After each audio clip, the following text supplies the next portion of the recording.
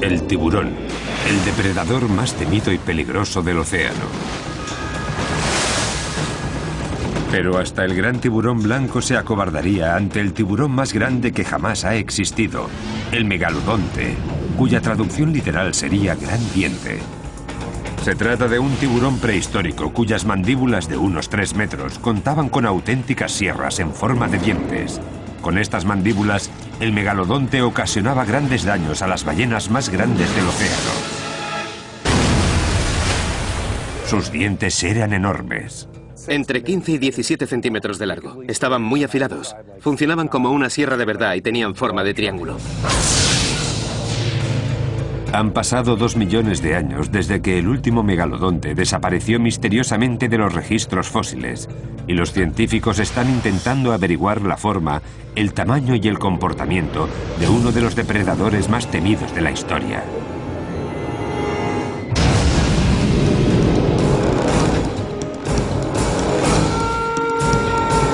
Depredadores prehistóricos, tiburón monstruoso. El 70% de la superficie terrestre está cubierta de agua. Quizá por eso fue precisamente en el agua donde aparecieron las primeras criaturas vivientes. Algunas de ellas eran grandes depredadores marinos. El calamar gigante, la pastinaca, los odontocetos y otros depredadores igualmente peligrosos vagaron por el mar durante mucho tiempo. Y 300 millones de años antes de que el primer tiranosaurio rex diera su primer mordisco, un superdepredador acechaba ya las profundidades marinas, el tiburón.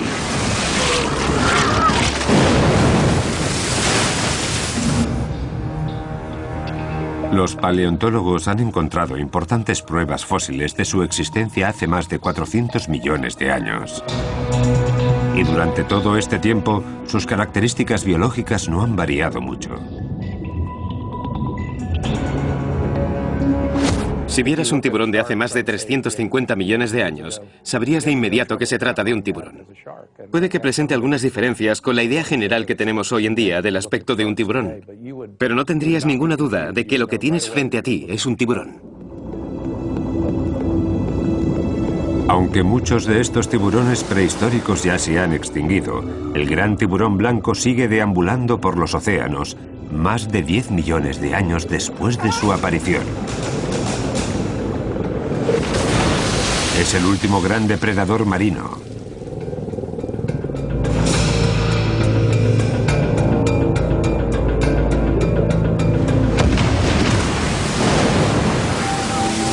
Pero hasta el gran tiburón blanco se acobardaría ante el tiburón gigante que surcó los 7 mares y que dominaba a todos los demás habitantes del océano. El megalodonte, cuya traducción literal sería gran diente. El megalodonte era un tiburón gigante que vivió desde hace unos 25 millones de años hasta hace aproximadamente unos 2 millones de años. Es el depredador oceánico más grande del que existen pruebas fósiles. Un depredador fantástico, enorme, gigante. Los mares no han conocido otro igual desde entonces.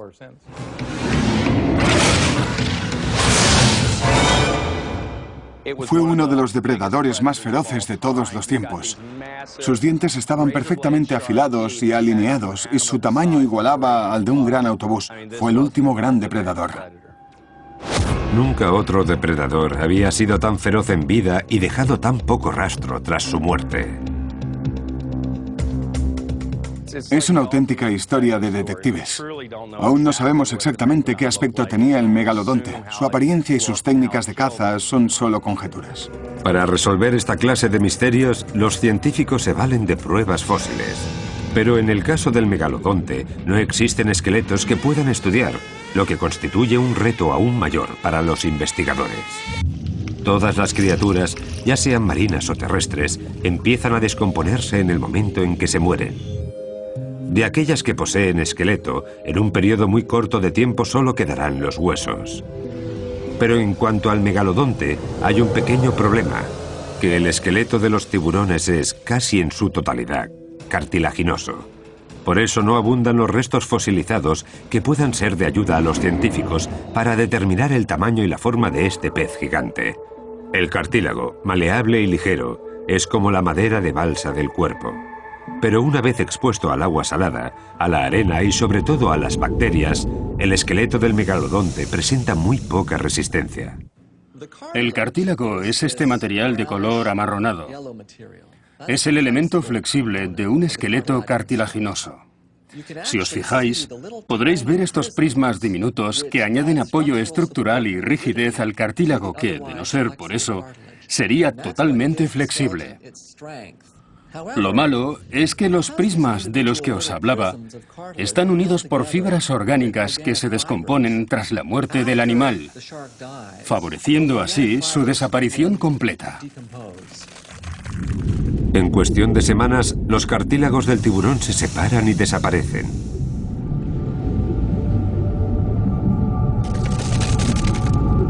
Los dientes, que están recubiertos de un esmalte especial, son una de las dos partes que sobreviven del esqueleto. Estos enormes dientes son además muy largos. Los científicos los usan como bloques de cemento para reconstruir al monstruo marino. Las otras partes fósiles que se han recuperado pertenecen a pequeños huesos de la columna vertebral. Los acantilados de Calvert junto con la bahía de Chesapeake en Maryland son célebres por haber albergado fósiles de estos tiburones prehistóricos. Stephen Godfrey lleva más de 10 años buscando restos en esta zona. En todo ese tiempo no ha encontrado ni un solo diente de megalodonte. Es genial cuando baja la marea. Con la ayuda de Breton Kent, Stephen rastrea la zona en busca de pistas fósiles. Un diente de tiburón, uno pequeño. Sí, Y aquí hay algunos huesecillos. parecen los de un tiburón de unos 3,5 metros. Hemos perdido el origen, pero tenemos una joyita. ¡Mira esto! Minutos después de comenzar la inspección de los acantilados, Stephen ve algo a 1 metro de altura. Nunca me había pasado nada igual. ¿Megalodonte? Vaya, no es que sea enorme, pero está en muy buenas condiciones y estaba justo aquí. Es genial. Se ven perfectamente los bordes dentados. Es perfecto, mira. Realmente perfecto. Mira esto. Vaya, es increíble. Increíble. Justo el día que las cámaras los acompañan a buscar fósiles, Stephen consigue extraer un diente de megalodonte de más de 10 o 12 millones de años de la pared de un acantilado. Fíjate en el lateral. Está perfecto. Está en unas condiciones maravillosas. Fíjate, es precioso. La verdad es que es genial. Está muy bien. Lo más interesante de este diente es que hay una hendidura de compresión en la punta. Este tipo de fracturas se deben a un mordisco que el animal quiso pegar a algo duro, como un hueso. Lo raro es que este se conserve tan bien porque normalmente en esos casos la punta del diente se deshace por completo. Era algo muy común en los megalodontes. Las fracturas por compresión, así como otros accidentes violentos diversos variados de un mal mordisco a una presa, han hecho que los dientes de los tiburones evolucionaran durante los últimos 400 millones de años. Ahora renuevan su dentadura con frecuencia. En unos 25 años de vida, un tiburón llega a albergar alrededor de 20.000 dientes. Otros depredadores, como los cocodrilos, también renuevan la dentadura, pero solo los tiburones producen tal cantidad de dientes. Su boca y sus encías conforman una cadena infinita de sustitución de dientes por encima y por debajo de las encías. Estos dientes se mantienen a la espera de que llegue su turno para ponerse en primera fila. Con solo los dientes de estas criaturas, los científicos han averiguado muchas cosas sobre el megalodonte. Cuando encuentras un diente como este, el resto ya da igual. El día ha valido la pena. Cierto. A medida que se fueron acumulando dientes de megalodonte en diversos museos de todo el mundo, en los últimos siglos ha ido aumentando también el interés por esta criatura. En 1909, ictiólogos y paleontólogos del Museo Estadounidense de Historia Natural de Nueva York trabajaron conjuntamente para reproducir lo que ellos creían había sido la mandíbula del último megalodonte. El resultado final causó una gran sensación y mostraba una inmensa mandíbula de unos 3 metros de altura de aterradores dientes extremadamente afilados. Sin embargo, aquella reconstrucción presenta graves errores que los paleontólogos siguen intentando subsanar aún hoy. El zoólogo y coleccionista de tiburones Gordon Hubel lleva 4 décadas dedicándose al estudio de los dientes y mandíbulas de los tiburones. A principios de 1900, cuando reconstruyeron la gran mandíbula del megalodonte, Además de tener problemas con la sujeción de los dientes en la estructura, no sabían la distribución dental del tiburón. Desconocían cómo debían estar colocados esos dientes y lo hicieron un poco al azar. Al construir la estructura, los científicos utilizaron los dientes más grandes de todos los restos fósiles que se habían encontrado en todo el mundo, y las dimensiones finales así lo reflejaron. La mandíbula era enorme. Aquel intento por mostrar a un antiguo habitante del planeta despertó la curiosidad de muchos. ¿Todos los dientes, tanto los de delante como los de atrás, eran así de grandes?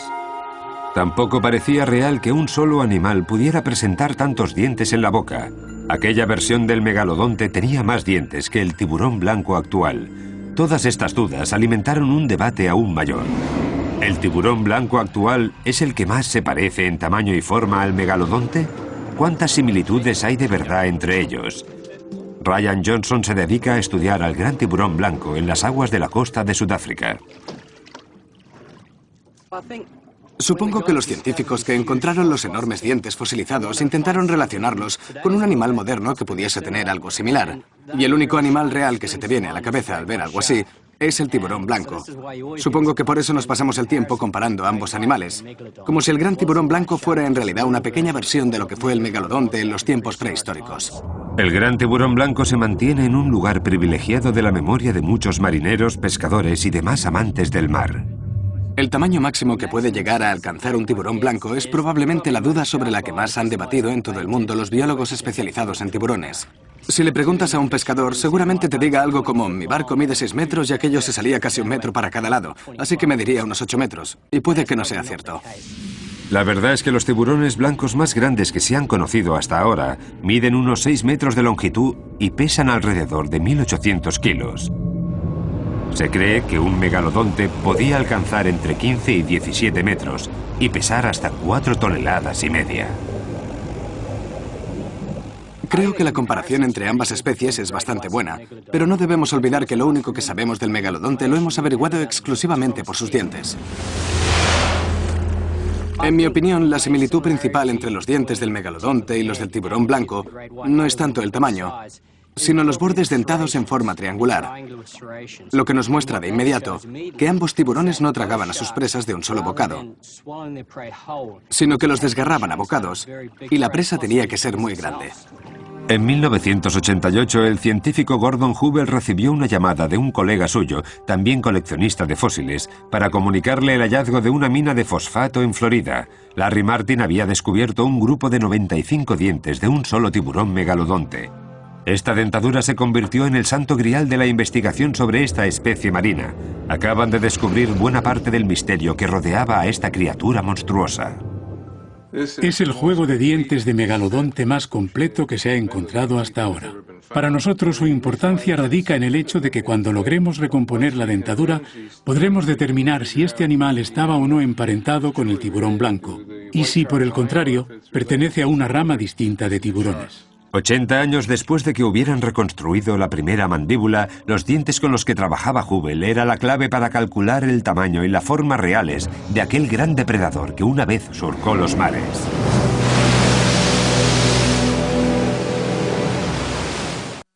El megalodonte, un depredador implacable que surcó los mares durante 20 millones de años y del que no quedan más que sus dientes y unas cuantas vértebras desparramadas. En 1988, Gordon Hubel ayudó a identificar el juego de dientes más completo de un megalodonte, pero ¿cómo encajaban todos esos dientes dentro de una sola mandíbula? Gordon no sabía qué contestar.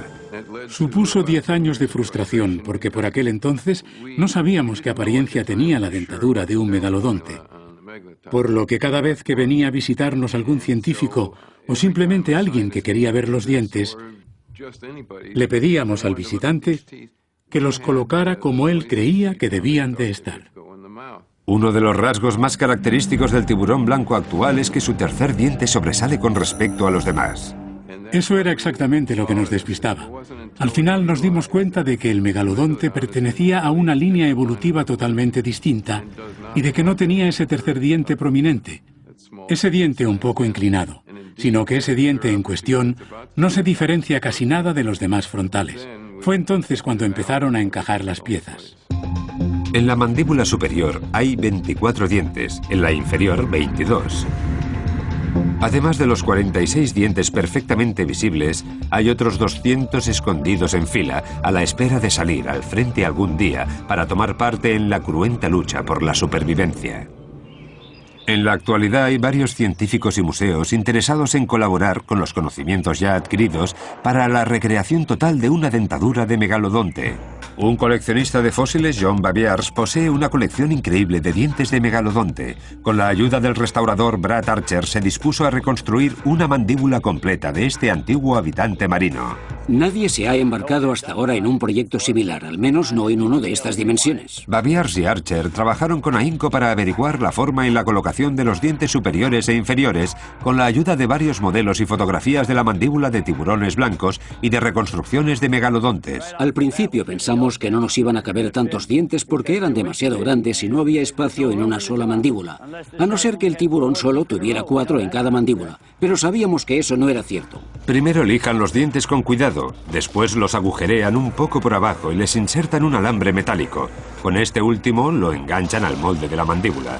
Pero aún así necesitarán ayuda para colocarlos. Para ello solicitaron la colaboración de Gordon Hubel y sus amplios conocimientos sobre la materia con el objetivo de, entre los tres, organizar los dientes cuanto antes. Analizamos todos los dientes de que disponíamos y después los fuimos juntando tanto como podíamos. En septiembre de 1994 las mandíbulas estaban terminadas. Los tres hombres subieron la gran reconstrucción a una furgoneta y la trasladaron al Museo del Estado de Arizona. El resultado asombroso. A pesar de no alcanzar las dimensiones de la que se había reconstruido en Nueva York en 1909, no cabía duda de que el animal en cuestión tenía que haber sido inmenso para poder albergar una dentadura semejante. Esta boca tiene unos 2,30 metros de altura y unos 2,80 metros de ancho. Y en total tiene unos 254 dientes, todos ellos reales. Una vez que los científicos habían logrado hacerse una idea del tamaño de los dientes y la mandíbula del megalodonte, pasaron a calcular las supuestas dimensiones del resto del cuerpo. El esqueleto que se encuentra en el Museo Marítimo Calvert refleja la estructura que debería poseer un megalodonte para poder soportar unas mandíbulas como las que hemos visto. El siguiente paso consistiría en crear una representación de la bestia marina. ¿Qué aspecto tendría una criatura de este tamaño si os la encontraseis nadando en vuestra dirección? Michael Godfrey, que ya había trabajado con este esqueleto, creía que ahora sí podía especular sobre el aspecto general del megalodonte y conjuntamente con Jim Melly, maquetista de animales, creó una maqueta de megalodonte. Este tipo de obras nacen de la comunión perfecta entre la ciencia y el arte. Se parte de información científica y se obtiene una escultura. En la actualidad, hay una réplica de un megalodonte de 15 metros, colgando en el Museo de Historia Natural de San Diego. Tras la investigación, tras haber trabajado con estas maquetas, con los dibujos, con las especies actuales, ahora podemos decir que hemos obtenido un resultado preciso. Estamos ante la reconstrucción más exacta biológicamente hablando de lo que pudo ser un megalodonte. A partir del primer diente de megalodonte encontrado hace ya muchos años, los científicos han logrado crear una representación asombrosa de una criatura monstruosa, con cientos de dientes listos para infligir un daño mortal a sus presas. Una boca de casi 3 metros de ancho y 2 de alto. Un cuerpo de más de 15 metros de longitud. El megalodonte era enorme y si tenemos en cuenta las dimensiones de los fósiles encontrados y de la reconstrucción que hemos logrado, podría decir que el peso total del animal ascendería seguramente a las 50 toneladas. Ciertamente un animal enorme. La pregunta ahora ya no era qué aspecto tenían el tiburón y sus mandíbulas, sino más bien cómo trabajaban estas. Los científicos estudian el comportamiento del gran tiburón blanco actual para hacerse una idea del que presentaba el megalodonte en sus tiempos. Creen que ambos tiburones utilizaban las mismas estrategias para impulsarse, para cazar, para desgarrar a bocados a sus presas. Para hacernos una idea más exacta, salimos de excursión con Ryan Johnson a las aguas de la bahía Mossel, Sudáfrica, infestada de tiburones. Mira ese de ahí. Los hígados frescos de otros peces actúan como cebo perfecto para los tiburones. No tardamos en ver el primero. Vamos allá. Si lo sujetamos así, nuestro amigo empezará a mover bruscamente la cabeza. Eso es, tira. Tira. Este era pequeño. Cuando muerde a su presa, lo agarra con fuerza y empieza a mover bruscamente la cabeza. Por eso el tiburón es único. No se conforma con morder y desgarrar y tragar, sino que quiere además ir arrancando trozos de carne poco a poco, a medida que va comiendo.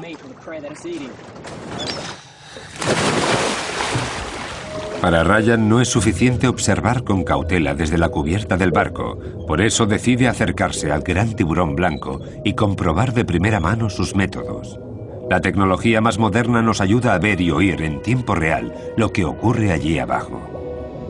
Gran parte del poder natatorio del tiburón blanco parte de su cola. Para ello cuenta con dos músculos muy desarrollados. Dos bandas rojas que van desde la parte anterior del cuerpo hasta la cola. Funcionan como si se tratara de dos pistones que se mueven de adelante a atrás y convierten al tiburón en uno de los nadadores más rápidos del océano. Hace algunos años realizamos varios experimentos para calcular la velocidad con la que rompen a la superficie algunos de estos tiburones. Y varios de ellos alcanzaron los 32 kilómetros por hora. Es probable que hace 12 millones de años el megalodonte hubiera alcanzado una velocidad similar. Al parecer una especie más pequeña, un cetáceo más ágil y bastante similar a la ballena enana actual, habría sido una de las presas más comunes del megalodonte. Y aún así habrían supuesto un gran reto para la habilidad del antiguo tiburón. Esta ballena medía alrededor de 1/5 parte de la longitud de un megalodonte adulto, pero habría pesado unos 9.000 kilos. Gracias a los músculos de su cola, el gran carnívoro de 15 metros de longitud se abalanzaba sobre su presa cerca de la superficie. Aunque la ballena no sería capaz de alcanzar la velocidad punta del megalodonte, sí era igualmente muy ágil, lo que no impedía que gracias a la potencia y a la velocidad que alcanzaba aquel monstruoso tiburón, este fuera capaz de salir a la superficie de un gran salto con una ballena de 9 toneladas en sus fauces. En cuestión de segundos, la cena estaba lista. El megalodonte no dejaba lugar a dudas. Su fuerza y su agilidad lo proclamaban el rey de los océanos de todo el mundo.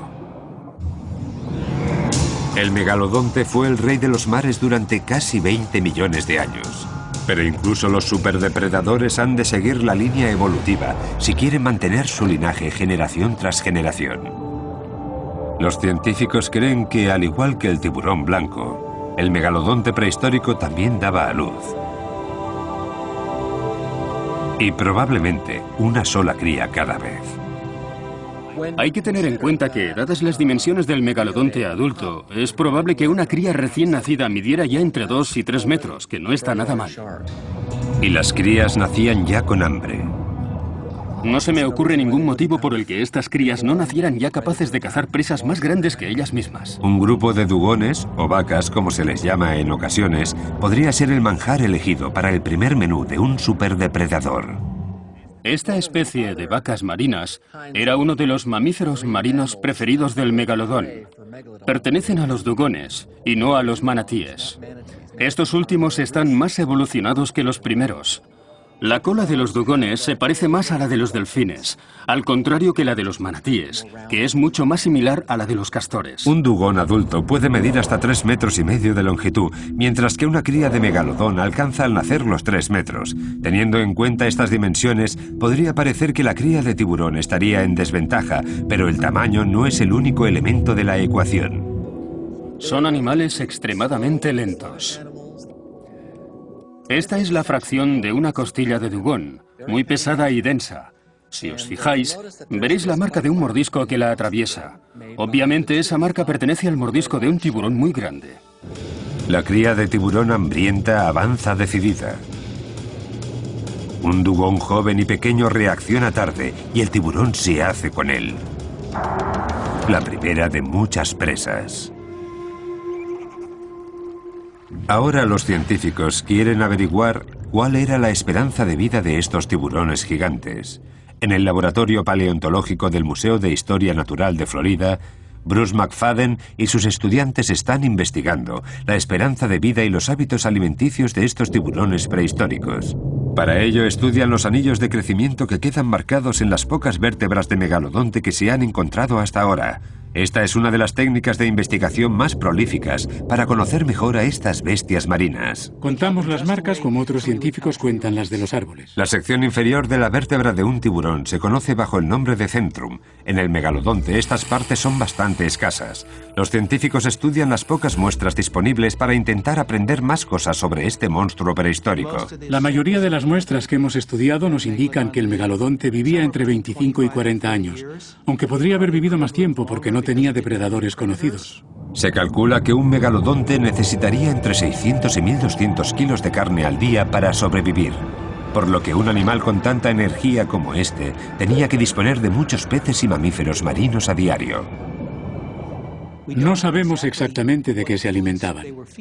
Tampoco importa mucho. Lo que está claro es que estos tiburones enormes pasaban gran parte de su tiempo buscando comida sin parar.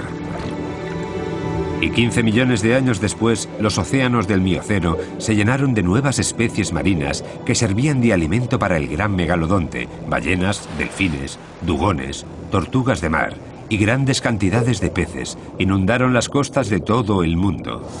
Seguramente el megalodonte se los comía a todos.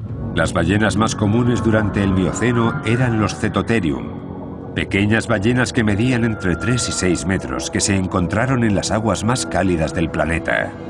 Estas ballenas se alimentaban de plancton, crustáceos y otros peces diminutos. Eran muy rápidas y ágiles, a pesar de su nada despreciable peso, entre 9 y 18 toneladas. Al igual que los dugones, estos tranquilos mamíferos eran presa fácil del hambriento megalodonte. Sin embargo, Stephen Godfrey posee un hueso de ballena que podría demostrar que el megalodonte no siempre conseguía su presa. Por desgracia, la superficie del hueso se ha desgastado y ya no podremos desvelar el secreto de lo ocurrido en aquel ataque fallido. Ponlo sobre la mesa. ¿Quieres que lo escanee todo o solo lo importante? Un TAC de lo más moderno podría ayudar. Stephen se vale de la tecnología actual para investigar lo ocurrido hace más de 12 millones de años, y gracias a ella logra comprobar la gran herida que sufrió aquella antigua ballena. Hay una fractura por compresión que recorre toda la vértebra. Según Stephen, la pequeña ballena fue víctima del ataque de un gran megalodonte. A juzgar por la forma de esta vértebra, creo que un ejemplar enorme de megalodonte golpeó a la ballena. Mi teoría es que el fuerte impacto obligó a la vértebra a doblarse hasta que no pudo más y se fracturó. Pero las marcas que hemos podido analizar nos indican que a pesar del fuerte golpe y de la presión que sufrieron las vértebras, la ballena sobrevivió. Es la historia de una oportunidad perdida por parte del megalodonte, pero también la de una ballena que pudo luchar por su vida. Quizá aquella vez el megalodonte acechaba a un grupo de ballenas que nadaban tranquilamente, ejemplares adultos que medían unos 6 metros y que podían pesar hasta 1800 kilos. El tiburón se situó por debajo de ellas para tenderles una emboscada.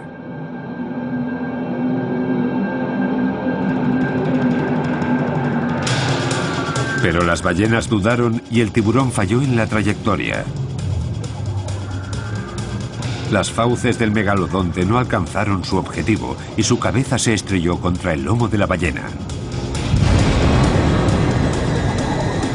Como muestra el TAC, esta vez la ballena, que tuvo mucha suerte, pudo escapar.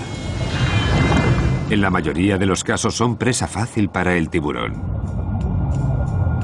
Solo que 20 millones de años atrás había otros mamíferos capaces de igualar la agresividad del megalodonte. Este es el cráneo de una ballena antigua que recibía el nombre de escualodón y que poseía la habilidad de la ecolocalización. Seguramente también eran de los grandes depredadores de la época. Podría haber sido un gran contrincante del megalodonte. No alcanzaban el tamaño de aquellos tiburones, pero no se quedaban muy atrás. Podían medir entre 7 y 9 metros, que no es poco. El escualodón era un depredador feroz como lo son hoy en día las orcas. Para intentar comprender el comportamiento de animales que ya se hayan extinguido, no nos queda más remedio que mirar a los que aún tenemos presentes. En el caso de los antiguos escualodones, centramos nuestra atención en las orcas actuales. Sabemos que algunas ballenas sí atacan a tiburones. No son estos últimos los únicos que inician las peleas. El escualodón, con una longitud máxima de 9 metros, no atacaría porque sí a un megalodonte de 15 metros, pero sí se defendería. El tiburón no dudaría un segundo en atacar a un escualodón solitario, Pero los científicos creen que estos animales viajaban en grupo.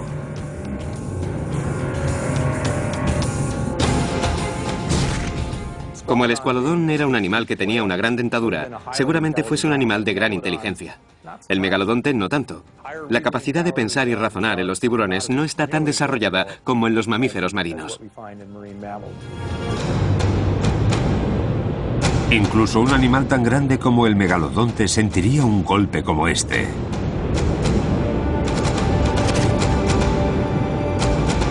Y está en desventaja numérica. Puede que el primer escualodón no sobreviva al ataque. Pero el megalodonte sufrirá en sus carnes las heridas de una dura batalla. Sus cacerías no siempre terminaban bien. Como cualquier otro depredador, solo un porcentaje de sus ataques concluían con un buen atracón de carne fresca. Pero puede que los escualodones y los dugones no fueran el menú de cada día, como sí ocurría con otras especies.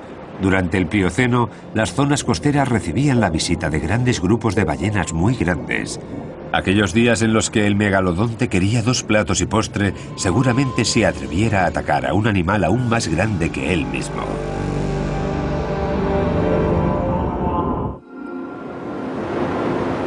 La ballena azul actual es un animal inmenso. Normalmente no se deja fotografiar y solo se las ve por casualidad.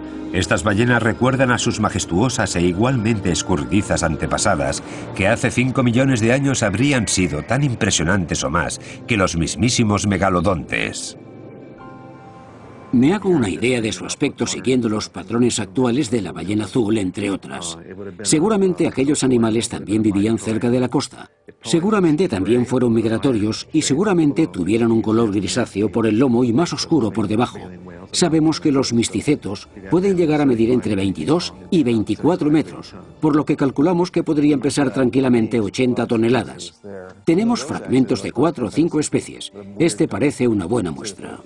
Lawrence Barnes y sus compañeros han descubierto numerosos huesos de ballena en las últimas décadas. Uno de los descubrimientos más asombrosos fue el de una ballena cerca de Santa Bárbara, porque tenía un trozo de diente de tiburón incrustado en su maxilar.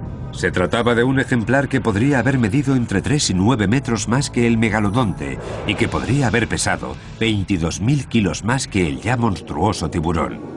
Pero cazar a una presa mayor en tamaño tenía como recompensa un mayor manjar. Una ballena de este tamaño tiene muchas más capas de grasa. Un megalodonte necesitaría su tamaño, su volumen y sus grandes dientes cerrados para poder derrotar a su oponente. La clave está en un buen mordisco inicial. ¿Cuál era la fuerza real de la mordedura de un megalodonte? En la Universidad de Nueva Gales del Sur, en Australia, Stephen Rowe utiliza la tecnología más moderna para intentar comprender los mecanismos craneales a la hora de morder en animales actuales y prehistóricos. Para ello tiene en cuenta la presión que ejercen las mandíbulas sobre la presa al hincar el diente. Lo que genera la fuerza al morder son precisamente los músculos de la mandíbula.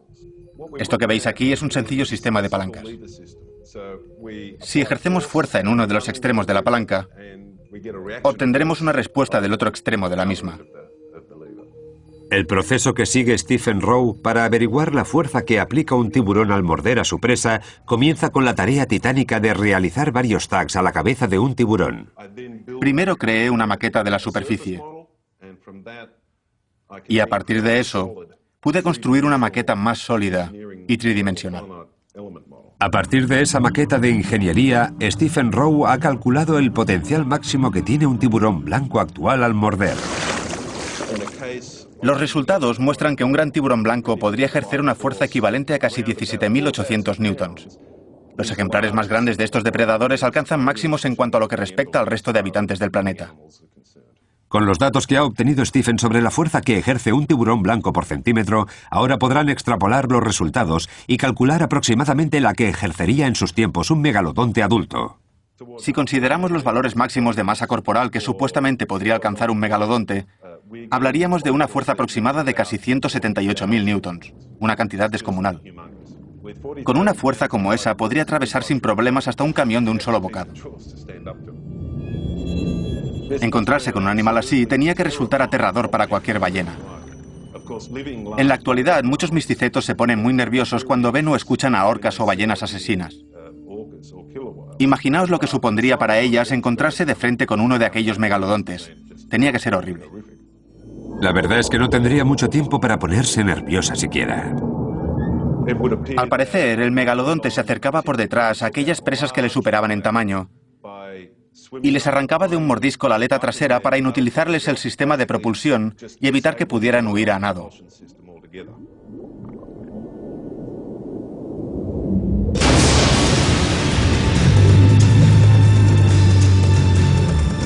La ballena moriría irremediablemente. Se desangraría porque el mordisco le habría roto una arteria. Pero el megalodonte no tiene brazos con los que agarrar a su presa. ¿Cómo hacía para quedarse con una presa de 68.000 kilos sin antes desgarrarle el estómago o la garganta?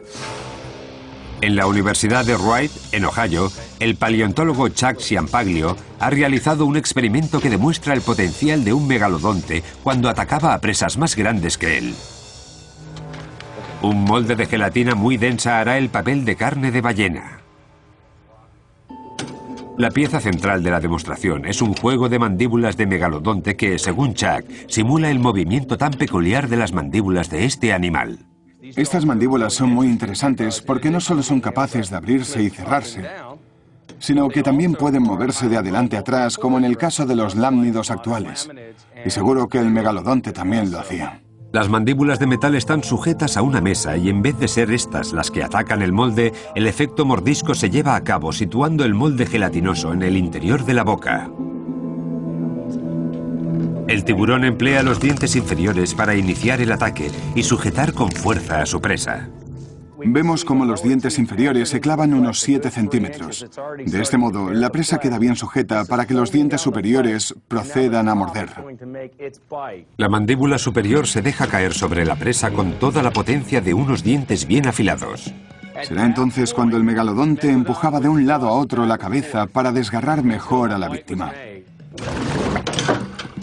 La mandíbula inferior sigue anclada en el molde que hace de presa mientras la singular mandíbula superior, con esa habilidad que la hace única para poder moverse, de algún modo independientemente del resto, sigue mordiendo, desgarrando a su presa y engullendo bocado a bocado.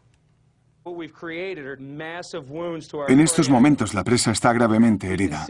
Los dientes han logrado incrustarse en la carne de la víctima y desgarrarla casi por completo. Si se tratara de un tiburón real, este trozo de carne se esparciría en ambas direcciones debido al tamaño de las mandíbulas y 40 dientes se clavarían en ella. Las mandíbulas mecánicas no dejan lugar a dudas. La combinación de una dentadura poderosa y un mecanismo único para cortar resulta mortal. Y las ballenas de Santa Bárbara lo vivieron en sus propias carnes. En cuestión de minutos, estas ballenas se habrían convertido en un cadáver flotante en dirección al sur de la costa californiana. Un día más, el megalodonte había encontrado un buen y suculento manjar. Pero por desgracia para él, en el Plioceno la temperatura del agua empezó a descender considerablemente. Con ello, el número de ballenas también. Y el reinado del megalodonte como el superdepredador más peligroso de todos los tiempos empezó a peligrar. El megalodonte desapareció durante el Pleistoceno, hace unos 2 millones de años. Los científicos no están muy seguros aún de por qué el depredador número 1 de la lista llegó a su fin tan rápido. La extinción ha sido siempre uno de los temas que más nos ha fascinado. No solo nos llama la atención cómo viven las demás especies del planeta, sino también cómo mueren y cuándo y por qué desaparecieron. Solemos asumir que la culpa de que una especie se extinga es del propio animal que desaparece, o bien porque no logró adaptarse a los cambios, o bien por alguna otra razón negativa. Pero no siempre es así. Obviamente todos queremos alargar nuestra existencia. ¿Qué le ocurrió finalmente al gran tiburón? ¿Puede que surgiera otro superdepredador como las orcas que pudiera con el megalodonte? También existe la posibilidad de que el culpable fuera un cambio climático. Los científicos se han percatado de que en los últimos 6 millones de años no solo han desaparecido especies como el megalodonte, sino que además la temperatura de los océanos ha descendido considerablemente, lo que podría haber afectado negativamente a un tiburón que estaba muy acostumbrado a moverse en aguas cálidas. Los paleontólogos saben también que durante el Mioceno la población de ballenas desapareció paulatinamente para ir dando paso a especies de ballenas más grandes, ballenas que podrían haber migrado al norte en busca de aguas más frías. Una de las posibles causas de la extinción del megalodonte podría haber sido el hecho de que las ballenas empezaran a migrar para pasar el verano en zonas más frías, dificultando la alimentación de los tiburones de entonces. A mediados del Plioceno, y al no tener acceso a presas grandes durante todo el año, el megalodonte podría haber empezado a sentir mucha hambre. Al desaparecer casi 3/4 partes de las especies de ballenas existentes en aquel momento, desapareció también la mayor fuente de alimento del megalodonte. El gran tiburón empezó a sentirse desesperado para encontrar comida. El canibalismo es siempre una posibilidad en animales de estas dimensiones y podría verse acentuado a medida que el alimento escaseaba. Algunos científicos han encontrado dientes de ejemplares pequeños de megalodonte junto a restos de otros mamíferos marinos que solían ser presa del gran tiburón. Se especula que las crías de megalodonte se convertían en ocasiones en presa de los adultos hambrientos de su misma especie. El cierre del estrecho entre las Américas pudo haber afectado también a los patrones migratorios de algunas especies. La desaparición del paso entre América Central y Sudamérica y su relación con cambios en el comportamiento de algunas especies ha estado siempre presente en las investigaciones científicas. Estudiamos especies modernas como el cachalote, entre otras, porque habitan tanto el Atlántico como el Pacífico. Y la pregunta es, ¿emigran de un lado a otro del continente sudamericano o evolucionan muy lentamente? No se sabe con certeza si el cierre del Istmo de Panamá afectó o no al megalodonte.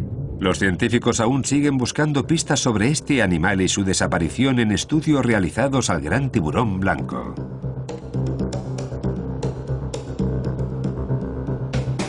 Para empezar, esta especie moderna está equipada con un sistema térmico interno conocido como gigantotermia que les permite sobrevivir.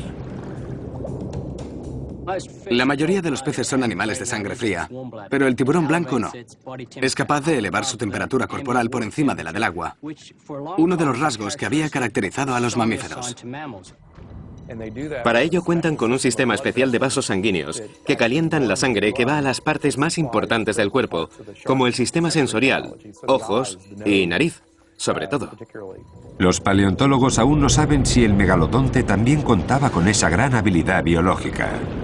De no ser así, al enfriarse los mares, seguramente el tiburón blanco pudo adaptarse mejor al descenso de la temperatura del océano.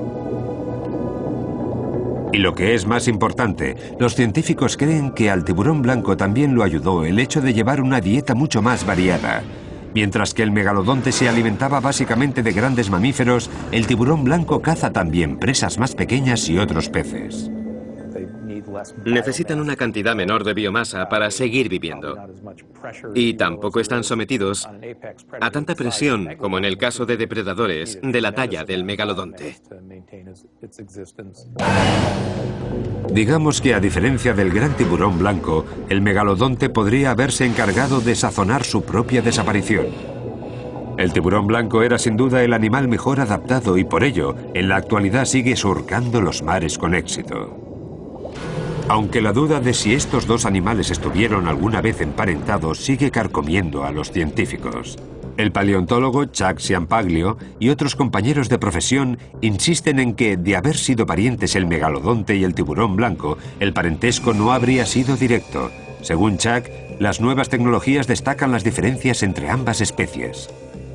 Me gustaría aclarar que el megalodonte debería llamarse en realidad Carcharodontes megalodon. Quisiera poder cambiarle el nombre, separarlo así del tiburón blanco y seguir investigando. Los dientes del tiburón blanco y los del megalodonte tienen varios puntos en común. Los de ambos son triangulares y serrados, pero los del tiburón blanco y los de sus predecesores no presentan marcas en la base, mientras que en los del megalodonte sí se aprecia una marca prominente en forma de cheurón. Y aunque aumentáramos el tamaño de un diente de tiburón blanco para igualarlo al de un megalodonte, se apreciaría que el primero es bastante más fino y grácil que el segundo. Veamos la conversión. Os mostraré un diente muy pequeño de un megalodonte, del tamaño del de un tiburón blanco, más o menos, y veréis que no se parecen en casi nada. Las dimensiones de las partes serradas son diferentes. Se mire como se mire, estos dos dientes son totalmente distintos. El equipo de investigadores comparó la dentadura del tiburón blanco actual, la del tiburón mako y la del megalodonte. En las diferentes pruebas que realizamos, la dentadura del ya extinguido mako y la del tiburón blanco coinciden en todas ellas, mientras que la del megalodonte no. Por eso hemos llegado a la conclusión de que el tiburón blanco y el megalodonte no son parientes cercanos. Todas las pruebas científicas que estamos realizando lo demuestran. ¿Será cierto? Teniendo en cuenta la primera recreación realizada en 1909, algunos científicos insisten en que, en realidad, el tiburón blanco sí desciende del megalodonte. ¿Y en qué se basan? En varias vértebras de megalodonte fosilizadas. La anatomía de la columna vertebral anima a creer que ambas especies están bastante relacionadas. Para apoyar su teoría, algunos de estos investigadores han decidido centrarse de nuevo en los anillos centrales de las vértebras de megalodonte. Creo que las vértebras nos facilitan pistas muy importantes y que no debemos dejarlas de lado. Pero los restos de vértebras con estos anillos escasean. De los 16 o 17 años que vivió este tiburón en todo el mundo, solo hemos encontrado entre 1 y 2 docenas de vértebras para poder estudiar. Tendremos que esperar hasta que los científicos logren recopilar datos generales sobre este aspecto. Quizá la información atrapada en los anillos centrales de las vértebras pueda darnos la respuesta final sobre si el megalodonte ha dejado su herencia genética en el gran tiburón blanco actual. En lo que sí están todos de acuerdo es en el hecho de que aún nos queda mucho por aprender del aspecto físico y del comportamiento del megalodonte. Y hay algo de lo que nadie duda, de que la combinación especial de fuerza física, dentadura inmensa y apetito insaciable creó un animal único en los 400 millones que tiene la historia de los tiburones. El gran diente sigue siendo el rey de los mares de todos los tiempos.